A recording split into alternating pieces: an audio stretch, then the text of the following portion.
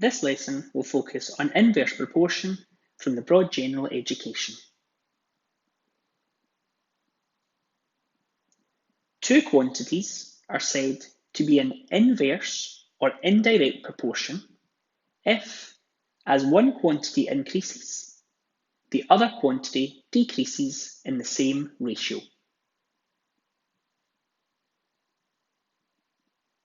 Example 1.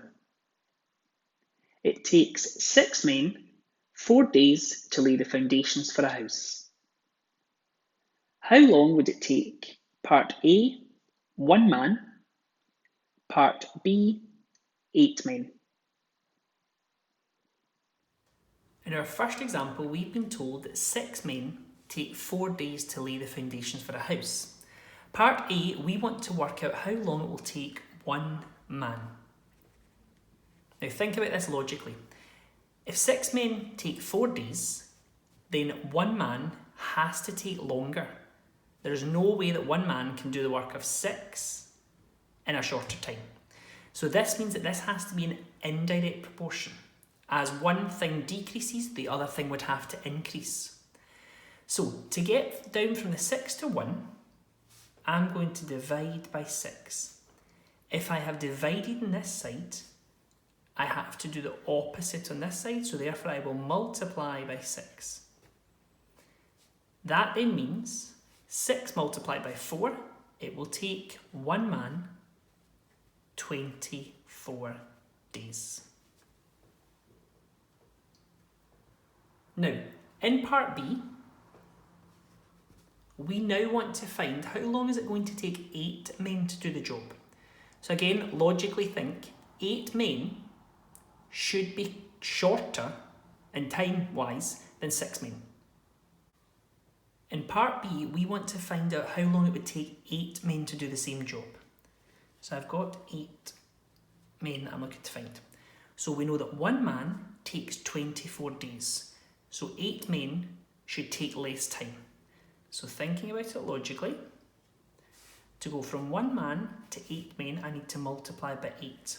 Now remember, this is an indirect, so therefore as one quantity increases, the other quantity must decrease. So I've multiplied by 8 on this side. I'm going to divide by 8 on that side. 24 divided by 8 gives me an answer of 3 days. Therefore, it will take 3 days. With these questions, the key is basically to think logically. When you see your answer, check, does that make sense? For example here, if this was up at something like 60 days, well, if you look back at the start, 6 men take 4 days, so you would be expecting 8 men to take less. So logically, this does make sense. Example 2. A plane takes 5 hours for a journey at an average speed of 240 kilometers per hour. At what speed would the plane have to travel to cover the same journey in 3 hours? We know that if the plane takes 5 hours, it has to travel at an average speed of 240 kilometers per hour. Now, we want to know at what speed would the plane have to travel to cover the same journey in 3 hours. So ultimately, that's what we're wanting. So, if we're travelling for 5 hours at 240 kilometres, to do the same journey in less time, thinking about it, we would need to obviously be going at a faster speed. So therefore, this has got to be indirect proportion. So to help us out, what I'm going to do first of all is I'm going to work out what speed it would take for 1 hour. So think to yourself, okay, would I need to go faster or slower if I have to do the same journey in 1 hour? You would need to go a whole lot faster. So for that, what I'm going to do here, I'm going to divide by 5. And because it's indirect, we do the opposite, we multiply by 5. So I'm going to do 240 multiplied by 5. Now you may have a calculator, you may not have a calculator. If you don't, you can do a calculation at the side, but it should be coming out as 1,200 kilometres per hour. Pretty fast. Right, now I want to get, if that was for 1 hour, then doing that journey over a course of 3 hours.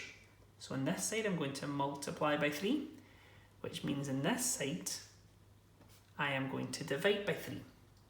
If you take 1,200 and divide by 3, you should end up with 400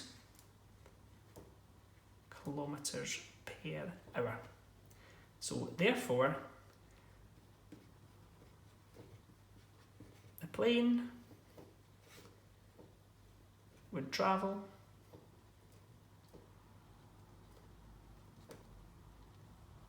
at 400